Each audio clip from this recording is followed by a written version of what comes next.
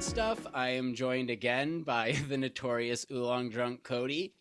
Um, we had planned to do another cast. Geez, maybe we started even a few months ago, trying to plan and we've both just been busy, so we've had to reschedule different times. And so each time it was like kind of like, okay, we could talk about this, and we could talk about that. And then when you mentioned, it's like, okay, what should we talk about? And I was like, well, you did just get home from the World Tea Expo, I which is did. which is something that I have not been to, and there are a lot of other people that have not been to, and I'm sure would absolutely love to hear some firsthand testimonial of what you saw, what you liked, what you were kind of like, huh, why is that here? Like, what were your overall experiences of it? It was great. Well, actually, for the session, I brought out my World Tea Expo cup, and it's kind of funny because the year before they were planning to have it in Denver, but then on a short notice, like 2 months' notice, they switched it to Mm-hmm. Las Vegas, and they already had everything prepared for Denver. So it's kind of funny at the Tea Bar at the expo. They all said Denver, Colorado on them, but we are all in Vegas. So it was. I thought it was funny, but I almost went the Denver year. I was very, very close and ready to book the ticket, and then they changed it to Las Vegas, and I was like, ah. well, that was the thing too, because I already put money into going to the one in Denver. I live maybe 45 minutes north of it, Right. but it's still like for a convention, it's far enough that I don't want to drive that back and forth from home. So whenever they switched it, I was like, dang, like I know. I was like, oh, so close. And it's nothing against, I guess, having the expo in Las Vegas. I mean, if that is, I guess, one of the biggest expo right. cities in the US. But like personally, I was just like, oh, I would have much rather Denver. Because Well, like it's funny. I'm not a Las Vegas person, and it's not like not crapping on Las Vegas. I don't drink, I don't gamble, like I don't really go to shows. Yeah. Like so if you take all that stuff out, you really do are like, yeah, I actually don't know why you would want to go. Well, But I'm not for any of those things either, but Barry Manilow was at the Westgate, and that's next door to the convention center. So part of me is like, I could just like forget the T Expo and go see Barry. Like, I'm not a fan of Low, is uh what their fan base is called, but I'm like, I almost could. Like, it was so tempting. it would it'd be worth it, like if I were there and I were done with the expo for the day Yeah. and there was a cheap Barry Manilow show, I'd go. Like Well, the world whatever. the World Tea Expo was combined with the Bar and Restaurant Expo. So it was Oh. funny because there was like 60 to 70% of the first part of the expo was like restaurant. And then there was the World Tea Expo in the middle. Then like the back 20% of the convention was all alcohol. So like the Fireball booth was in that alcohol section. It was funny because behind one of the stages for one of the speaking events, they had like fire breathers on stage at Fireball juggling uh to things on fire. One woman swallowed like a sword on fire for the Fireball people. I'm like, you know what? This is great. It But is kind of fun having a mixed expo type deal. it was great too because a lot of people were like complaining and moaning about the fact that oh, it's not just the T Expo. Like we want Oh. our own thing. But at the same time, I was on my flight on my way back from Denver, and there was a woman in front of me who was talking about how she was there for the restaurant expo. And she was talking like, hey, did you see some of the tea stuff? I talked to one of the companies. We might incorporate them in our bar. And like so much traffic from the restaurant and bar aspect of the expo went to the tea stuff. And to me, it was like no Hey. greater marketing, no greater free publicity than to be there with that expo. I thought it was amazing. Well, I mean, Jesus, that's such a good point. I mean, Yeah. imagine because they're all restaurant people, so they aren't Oh, yeah. just one type of food. They're always kind of keeping their eye out for interesting things that they can bring to the table. Teas one of those Exactly. things I think most restaurants obviously don't really think about bringing to the table. So I could imagine quite a few of those people moseying on over and sort of not only just sort of window shop, like, I mean, just walking through, but I could see them actually staying for some talks, actually like asking questions. Like, dude, that's phenomenal. That's actually, I get the people that go there with this like, oh, it's going to be this whole tea wonderland and it's all going to be just for tea. And Right. then they get there and they see like kind of like a mixed expo and they're like, hey. But then again, you bring in the logistics of it. I'd imagine that doing it that way rather Mhm. than renting out the whole expo space just for World Tea, I bet would be a little more expensive. Well, let's be honest, like because of COVID, tea has gone through such a transitionary period where so many tea shops and so many companies have shut their doors. And at the same Mm-hmm. time, there's so many tea shops and companies who are starting and they're in their like early years of development. And because tea is in such a weird transition period with the pandemic and everything going on, I think it was so much needed that there was that much extra publicity and free press for tea, because we don't want the culture here to die off because of the pandemic, you know? Exactly. And, you know, their expos are whether it be your tea business's, type of crowd or not, Yeah. expos are a very essential part of every single industry. Like every single industry. What kinds of, so obviously there were some people there with tea, but what other kind of stuff was there? So there Tea was related, but tea related. One of my favorite things that I saw there was a boba manufacturer, and they're going to start producing and manufacturing boba tapioca pearls, but here in America. It would be America's first boba factory. don't they own a shop somewhere? I feel like they do. It's somewhere in mid America. I'm drawing a blank at the moment, but I just remember being fascinated by that alone. It was like, I think I saw this little like almost like BuzzFeed like 5-minute clip of, hey, this is what these guys are doing, and they said that was their yeah. mission, and I was like, hey, dude, bravo! Like, Well, the other fascinating thing I saw there was a company, and this was so innovative. They took the leaf like from an olive tree, and that leaf, like olive, yeah, like olives, and the leaves yeah. from the tree are edible apparently because they ground it up into matcha. So it's a heart healthy herbal matcha. It tasted really herby up front, but it had an aftertaste of olive oil. And that was so Huh. bizarre. It was so good. It was good too. I was like prepared, like, okay, I'm gonna try it. This is like gonna be trash. But then I tried it and I'm like, wait, that's good. I could see something like that being like worked well into like mocktail type drinks, Yeah.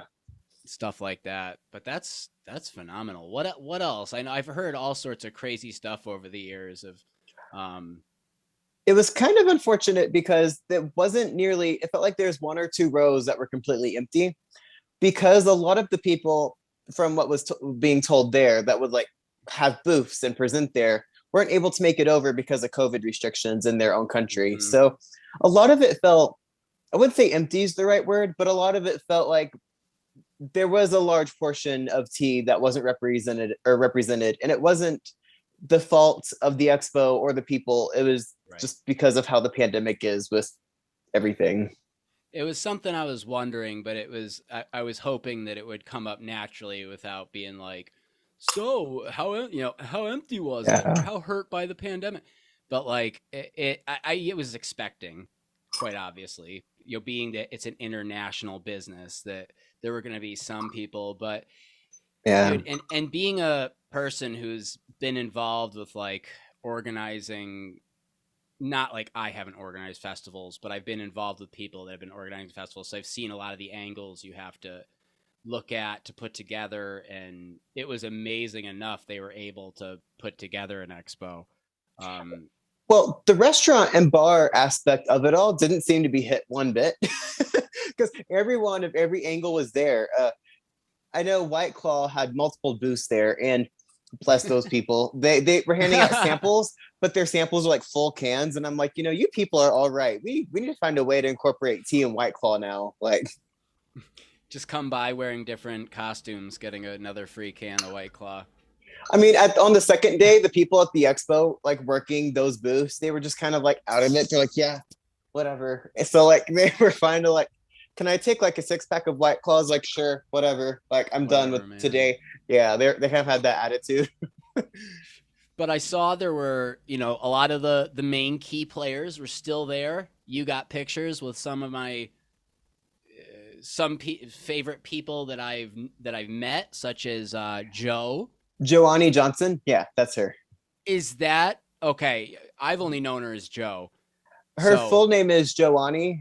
I heard other people. I've heard people there like call her both, but okay, well, beautiful. I'll be able to stitch this all back together. But okay. anyway, so yeah, Joe.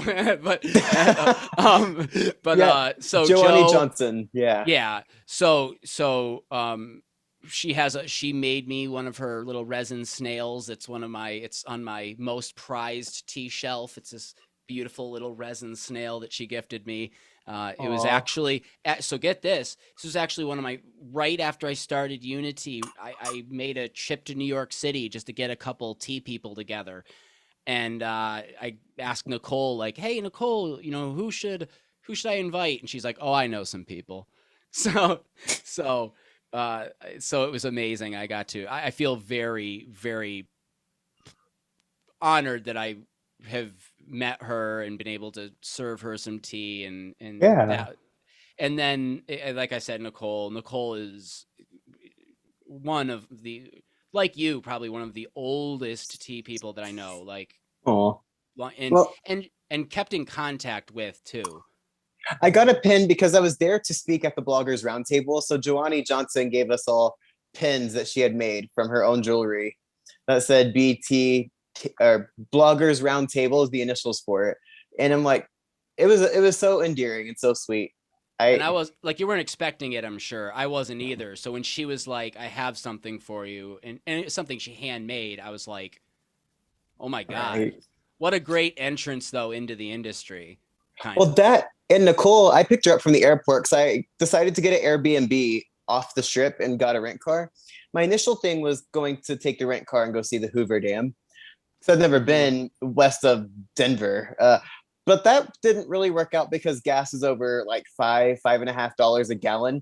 So I'm like, Yep. okay, so we're not driving that far out to the Hoover Dam. So I'm like, that's going to be like an $80 trip alone. So I'm like, no, like it will still be there in the future when gas maybe evens out. So I picked up Nicole from the airport and I've known her for 6.5 years, my entire blogger's journey. And we've talked from the very beginning of my journey, at least. And seeing her in person was so surreal. I was like, Oh, was it your first time? yeah, it's my first time meeting her in person. And Oh. after you see someone like on video, like I'm sure it'll be the same with us, right? Like it's gonna be like, oh my god, like can I just touch you? You're real. Like this is not behind the Even phone. but like even though we're both like friends with her, we all also both acknowledge her accomplishments and Mm. her place in the tea world. So yeah, Oh when you yeah, do see her, it is sort of surreal that it's like, but she's so personable that you know what I mean? She's not up on her high yeah. horse or anything. So she's a person I'm so fond of. I'm glad you finally got to meet her. Yes, and I met a couple other people. I met T with Neldon, Neldon Ah. Hamblin. I know I've been friends with him since he's like, I'm the one who like bullied him into getting a T blog started. So I was listening to him a message. I'm like, "Where's the new post yet?" He's like, "Well, I'm in class." I'm like, "Well, leave class and go post something." Get out of there. But seeing him was so surreal because we video chat all the time. Like I'd consider him a close friend. So whenever I saw him, I was like speechless. I was like, "You're in person! Oh my god!" I met a wide variety of tea people that I was not surprised to meet. Another one was his name is Chase. He does the David's Tea Share a Day blog.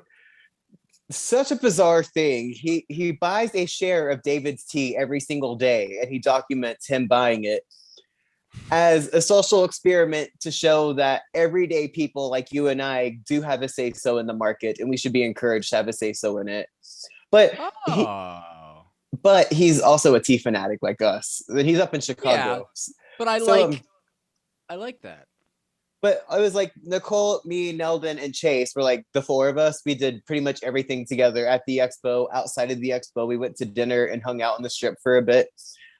It was such a great group. I was getting in my Uber, leaving Neldon's hotel, and Nicole and Chase were there, and I was hugging them all goodbye. And I was like, bye guys, like trying to play it off cool. But the minute I shut the Uber door, I just started bawling. I'm like, I'm gonna miss them so much. Like, so it was great. don't have a complaint with the expo except Vegas. I have complaints with Vegas. Oh, I'm sure that's again, man. That's a. I mean, so what did you? Oh boy, What were my what are your most wild Vegas experiences? So this is my only time in Vegas, the first time, and I would Hmm. say finding the Airbnb was maddening because the lift dropped me off at midnight behind. It was kind of like behind what was it? The New Orleans Mardi Gras hotel, which is off the strip. And it was kind of like Murder Alley and Shank Street. So I was walking around at midnight trying to find this Airbnb because it wasn't where it said it was on the direction. So an hour and a half later, did not Oh, get stabbed or robbed, or well, surprisingly. that's good. I finally found it and I just went to my room like shaking. I'm like, okay, I'm I not made dead. it. I think I can make it. Yeah. um, the thing that was wildest was Neldon and I went on the strip because I went Sunday night. We hung out Monday and we did the expo Tuesday, Wednesday. So on Monday, we went to the strip and we were at one end. I think it was like the Flamingo. We walked up and down. We're having a great time. I'm like, I really want to see the Hershey flagship store. The map says it's zero point 0.8 miles that way. Let's walk to it. It took us an hour and a half to walk over to that zero point 0.8 miles. So a mile in Vegas, there's a term called a Las Vegas mile. I'm like, oh, haha, that's bullshit. Whatever. No, we walked 13 miles on my pedometer. Walked 13 miles to like the whole time on that strip. A mile is not a mile. So the sidewalks are curved. Not there's like 800,000 people at a given time. That's exaggerating, but it felt like But it. And to cross the street too, you have to go up a sky sidewalk, up a sky bridge, cross, go back down. And then it took us so long to get there. And I think by the end of it, I looked over at Nelda. I'm like, how are you holding up? He's like, fuck you. Like, you made it's us like walk all of this. I'm over it.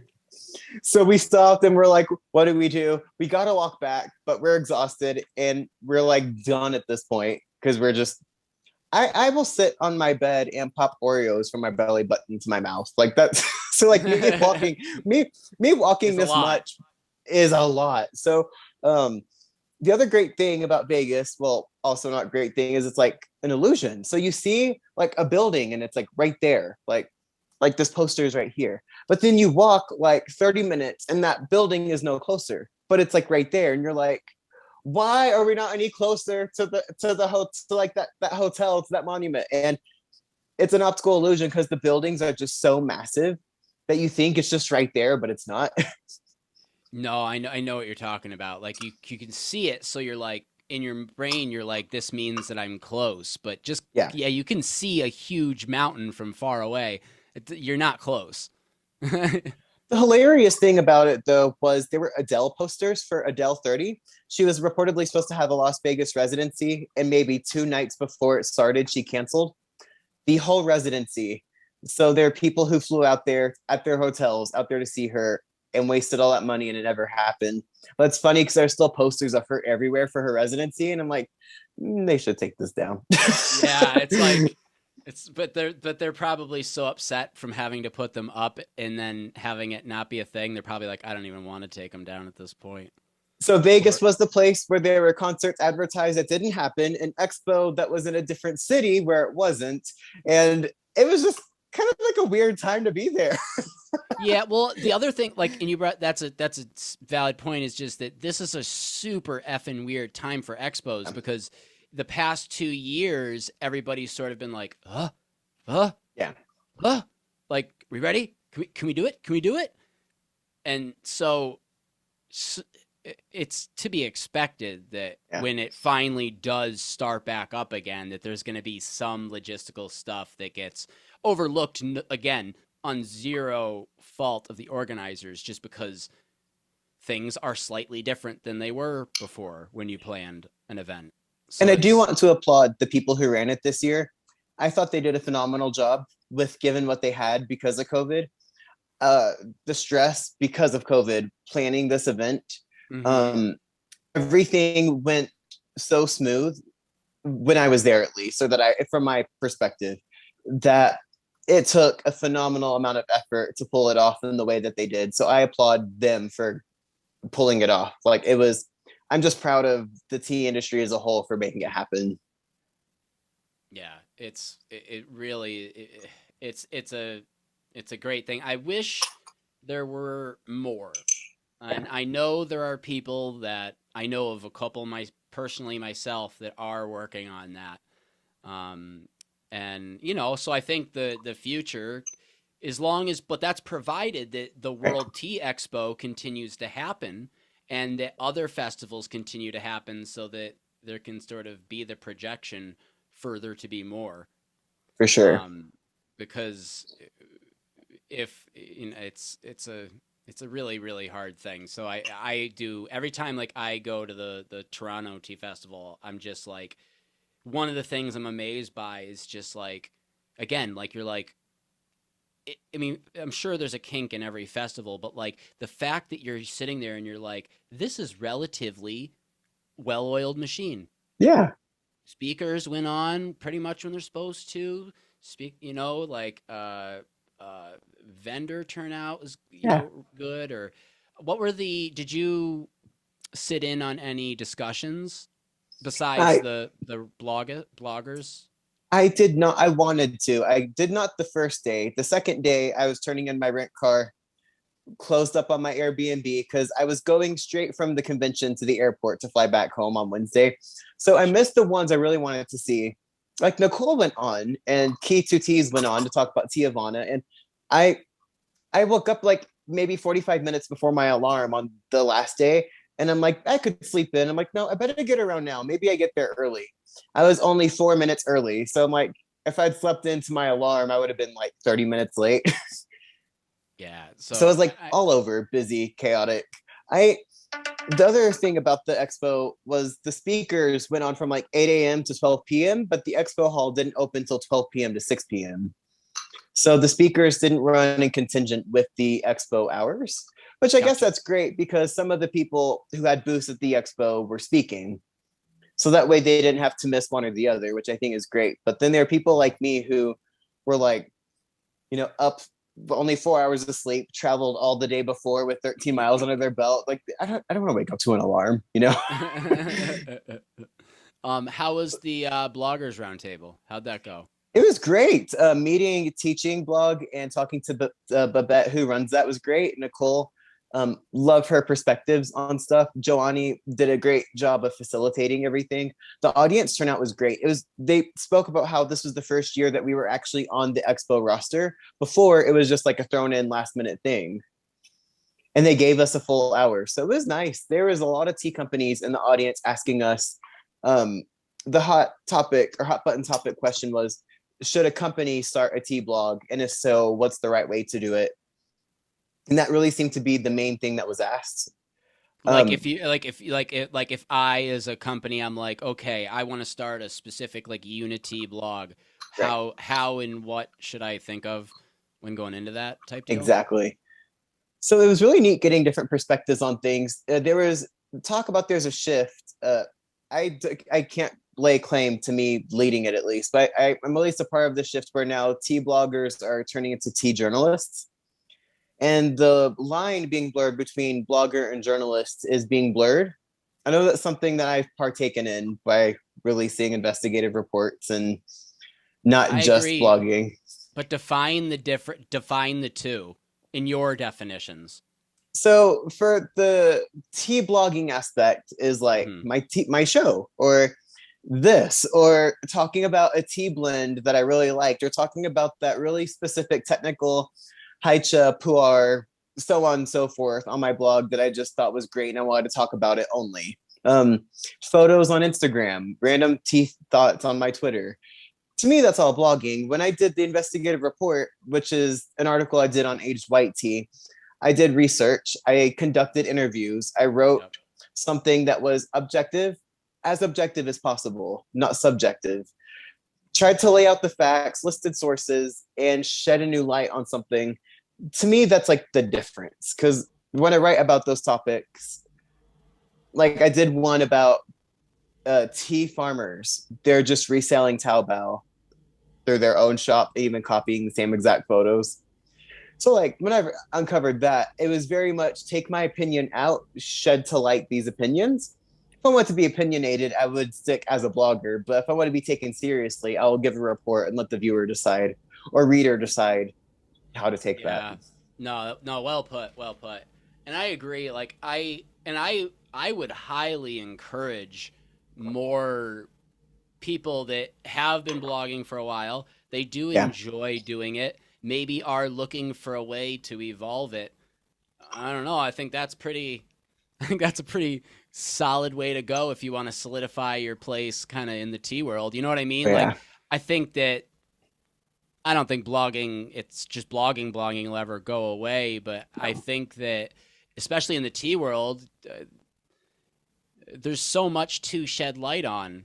So We're all also it in this needs, weird spot too, because whenever I started tea blogging, there were a wide umbrella or wide reach of tea bloggers from all over in different perspectives that just covered a large section of the map. And it now feels like when I look out at tea bloggers now, it's not like I'm looking up to a massive amount of people. It's only a very small handful. When I look mm, underneath me, there's not that many either. And maybe I don't know if it's just because my viewpoint's limited, but it doesn't feel like a blogger community like it had been before. And it's something that I was mentioning to Nicole about how I think there's a transition that we're in now that more people are going to come up. Different people blog in different ways, like their TikTok or Twitter is becoming more popular, and tea blogging is transitioning right now. So tea blogging that we knew 5 years ago doesn't exist like it does now, definitely, yeah. and it won't exist like that in the future. It will just look different. And then it's weird because then like if you like when I look at the definition of a blogger, there are people that basically just post the tea they're drinking, Yeah. and then maybe if they do a weekend outing, they'll post some photos from that, but that's like their definition of a blog. But then like at least my initial understanding of what a blog was is that yeah, it's got a lot of that, but that there's some sort of uh not There's like an there's authority almost to it. right, or there's just some yeah, not authority necessarily, but like Right. there's geez, what am I looking for? I think a good example of this is Oolong Owl, because um, Yes. Oolong Owl will talk about tea and post tea stuff. We'll also talk about tea, but you go to Oolong Owl's website and it feels like there's more of a solidified history. You can buy the owls from her shop and it's supporting her. And it doesn't feel like it's just someone just sharing photos. It's you're going through someone's entire Right. journey. This And person has yeah, invested into, in not a cheap way, building a right. brand. Like in a respectable way. I'm not Exactly. saying building a brand is in like the roll your eyes definition. No, like No.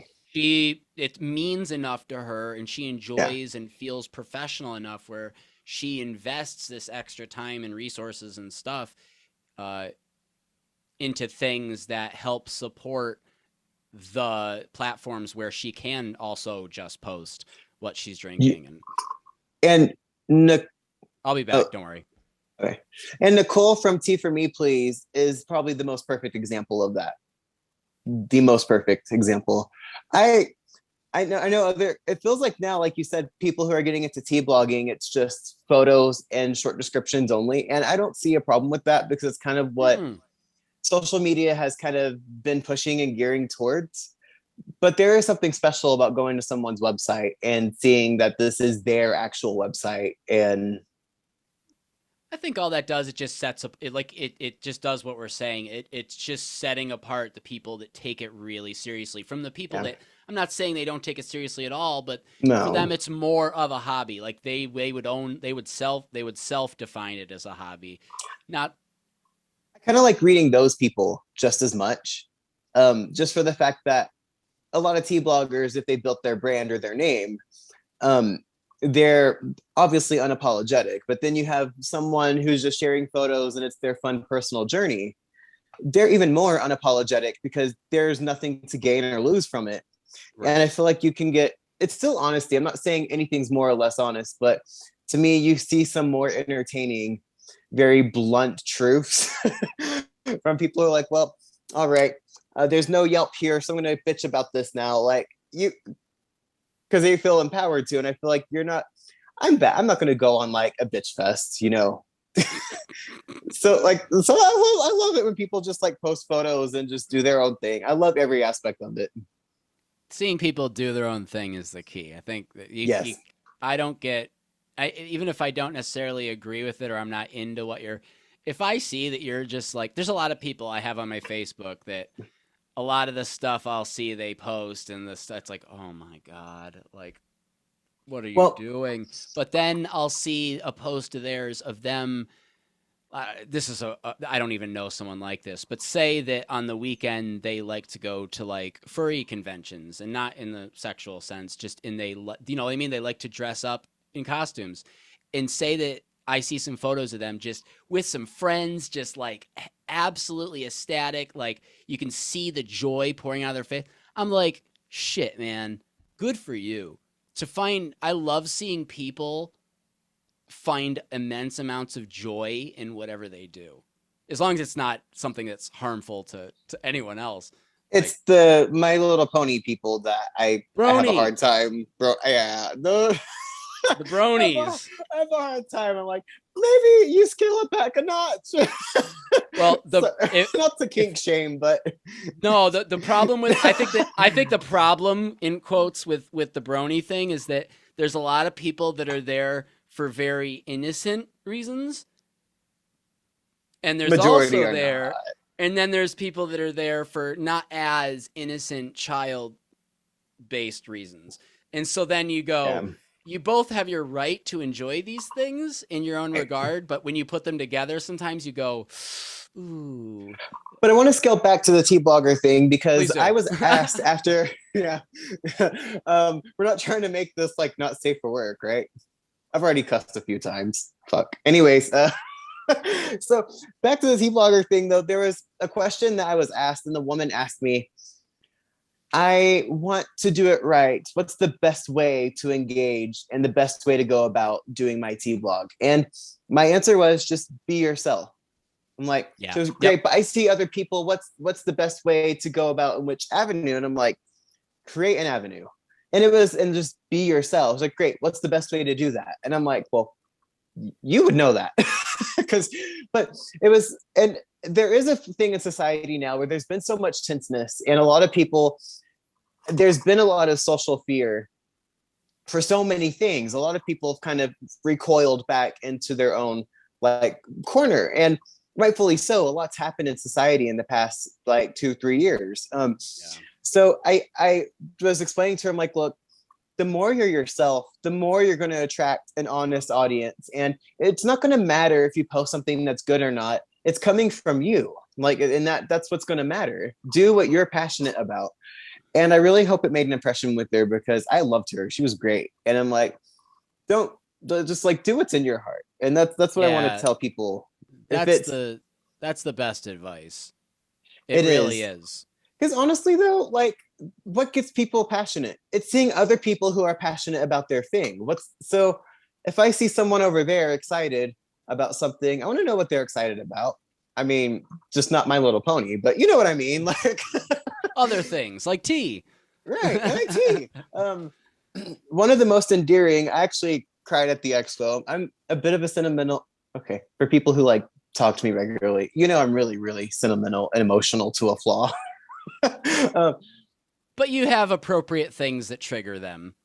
right. Well, this one woman, I was walking down the steps into the main expo hall, and I was walking, so I was trying to go back to Nicole and Neldon and Chase, and the woman stopped me. And she goes, "Oh, you're that long drunk. Hey, you're Cody." And I'm like, granted, this has happened on and off. People came up to Nicole and I like, we get to meet both of you and at the same time, which was that reaction got me because I'm like, it's just us, right? And I'm like, well, Like keep going. Like, they're not um, only shocked by one person, they're like, right. It's like if I saw Lana Del Rey and Lord at the same time, it'd be like, it's one of y'all, it's both of y'all. Like, um, but no, this woman came up. I'm like, yeah, hi, like I'm Cody. Nice to meet you. I'm like, well, you just said my name's Cody. Like, and she came up to me and she goes, yeah, I've been watching your lives and I've been like following your blog. And every you have your live talk shows and your live tea times, I drink tea with you. And I feel like I have someone to drink tea with, and I'm not drinking tea by myself anymore. And I like when she walked off, I started to tear up. I'm like, my God, that was so sweet. Like, You just I turn like, and face. You just turn and face a wall, and you just put a border up over your yeah, eyes. I need a minute, like guys. exactly. The main takeaway from the Tea Expo, would also say is just tea people are so endearing, so sweet. This is truly a great community to be in. Honestly, I love it. Yeah, that sounds like how I feel when I get home from the Toronto Tea Festival. I'm just like, holy crap. The amount of good people Hmm. that were just there for no other reason than they just genuinely love to drink tea at whatever capacity. And you Yes, just seeing all those people like in one spot, all these tea vendors and booths, and so everything you see in that area is all tea. Like, exactly, and just to know that and to feel that and to be in that room with that is like, that's worth going to those things alone. exactly. And 100. so I'm super glad you had a good time. You did an awesome job of posting appropriate amount. And like, you know what I mean? Like, there are a couple of accounts that I followed that were just good.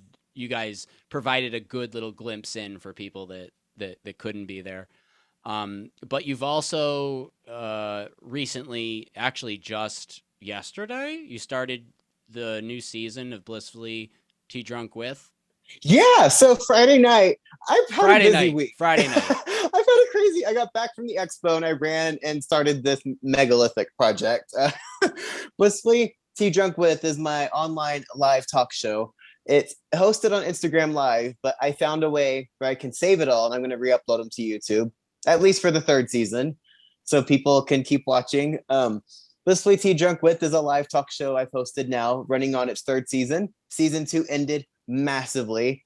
So massively so, I thought I was going to quit altogether. I didn't. I was just being, melodramatic in the moment. But now that I'm back for my third season, I've been planning. Yeah, because you're laughing, so you know it's true.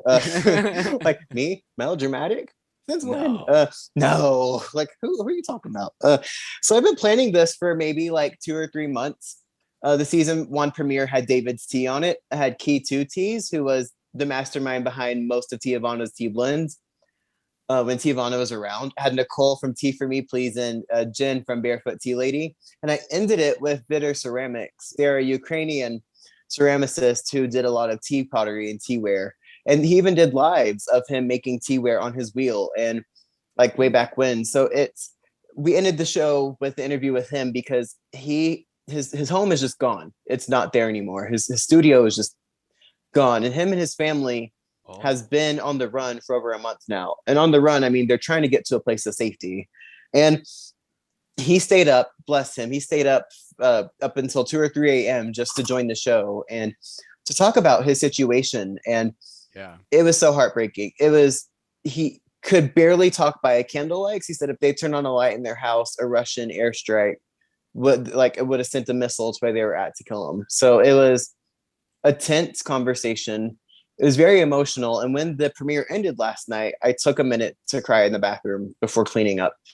Oh, I Um, know. How could you end a conversation like that and just go, all right, well, on to the next thing? Like, well, oh, the awful thing, it's awful for everyone involved, but he is in our community and it's someone that yeah. we've probably had followed for several months or several years. And a lot of us have teaware from him. And to be so closely connected and have someone so close to our hearts be in that is so devastating enough as it is.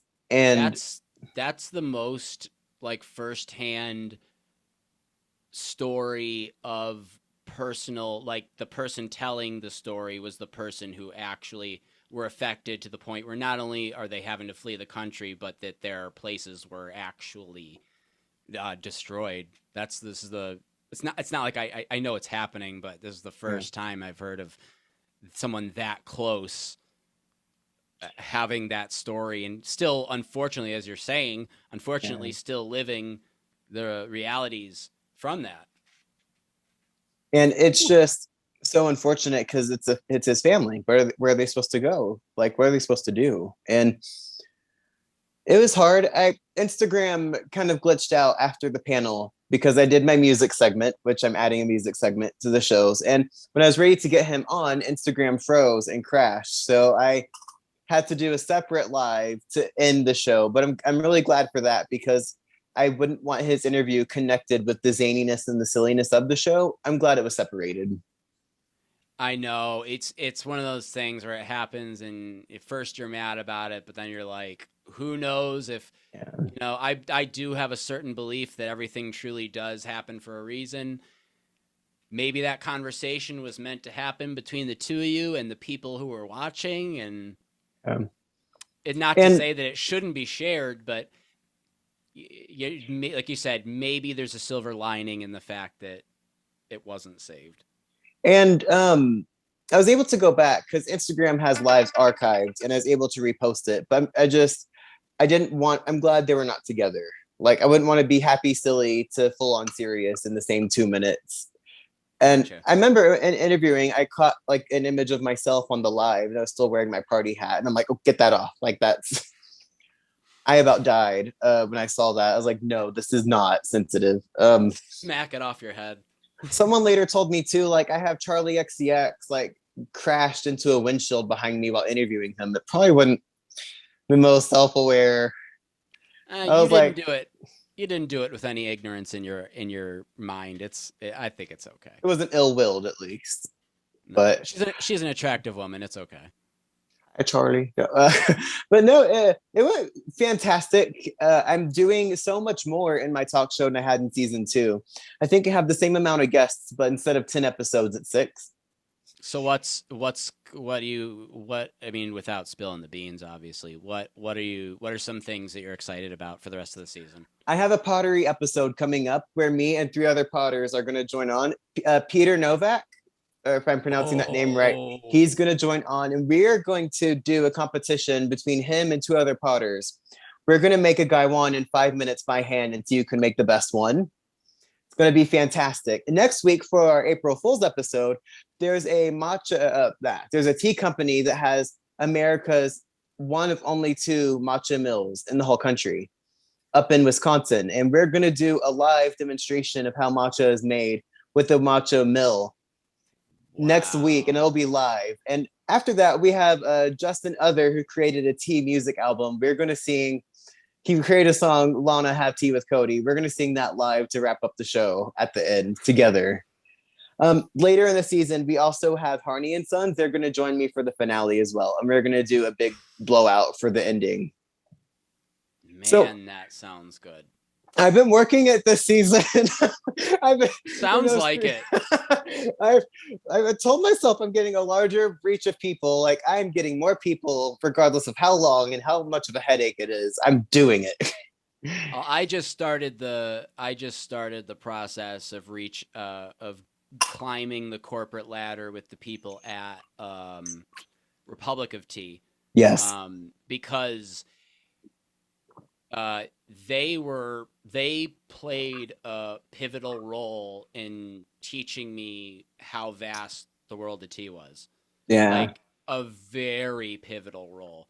And I was thinking one day, I was like, I would like to talk with not just some PR person. I want to talk with Right. the appropriate person when they've heard me tell the story to them in an email and have them go, "Oh crap, like this guy who now has his own thing going, like he really is saying he was very inspired by us and by our products that we were releasing, and he just wants to talk for a little bit and pay homage." Like Yeah.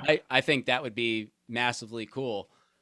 Um, and I know people that work with them closely, and I hear they're good people. So, I've so, heard only good things about them too. but again, you like you said, it's not just as easy as going to their contact page or their Instagram and saying, "Hi, I have a podcast."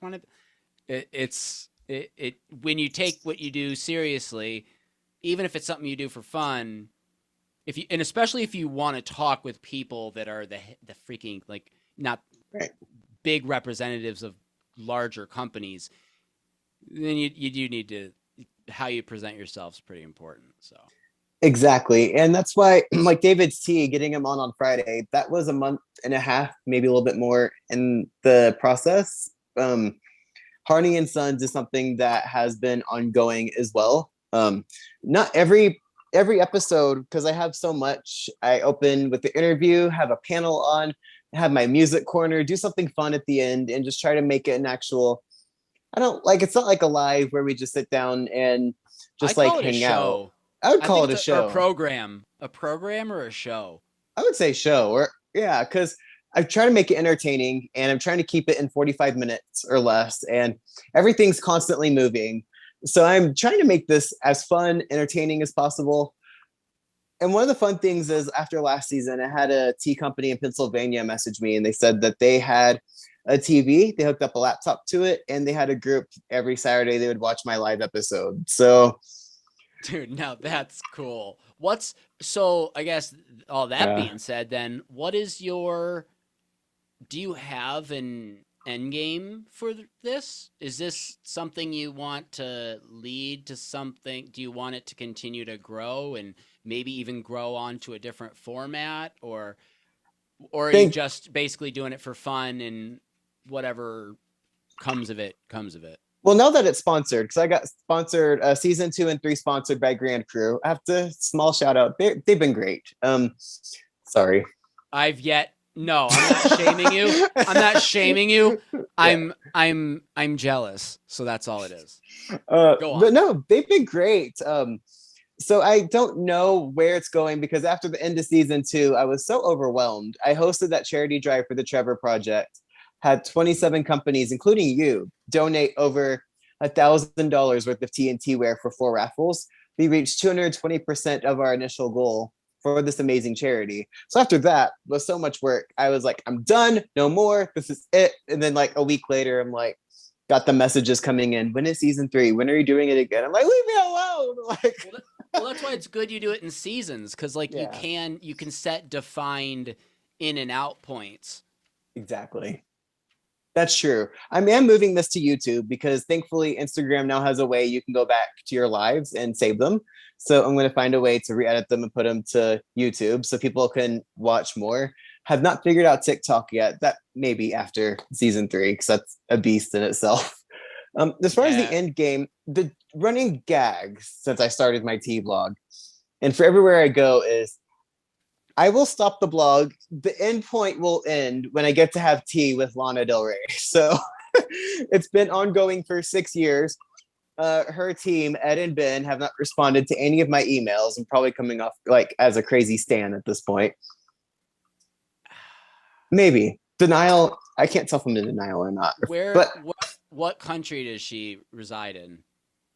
the country of California. So she is here. I dude, you never know. Yeah. Well, So she's from Lake Placid, New York. oh She no shit. so she her family is there. I believe now her family is mostly in California too, but um she lived in New York City. She was on open mic nights and won a poetry contest, which is how she met someone and produced a small record.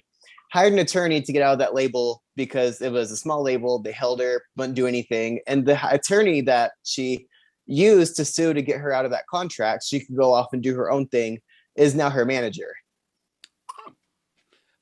Well, you should just come here and we should just ambush her. Just go up to Lake Placid. Well, now she lives in California. So we got to go to LA.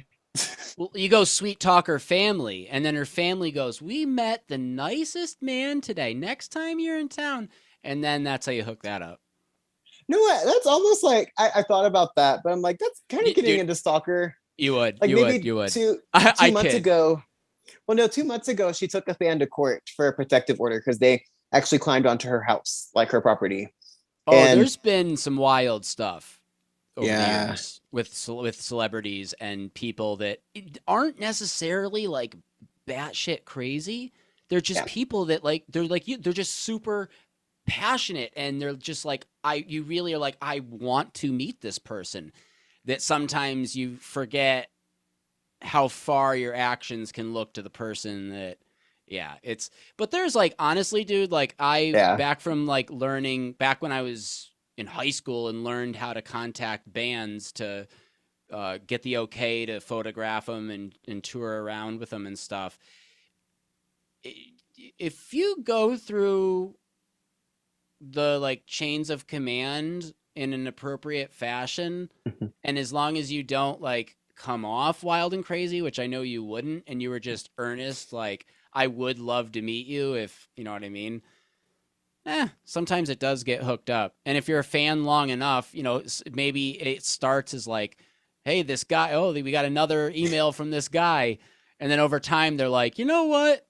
Maybe we should give this guy maybe like, okay, Or know what? maybe, Maybe we move him to the spam folder. or let's just say, or what they, or sometimes what these people will do though is maybe they're like, all right, yeah, I'm definitely not going to meet this person in person, but like, who's to say they wouldn't be like, all right, let's do a Zoom, like a 30-minute Zoom talk.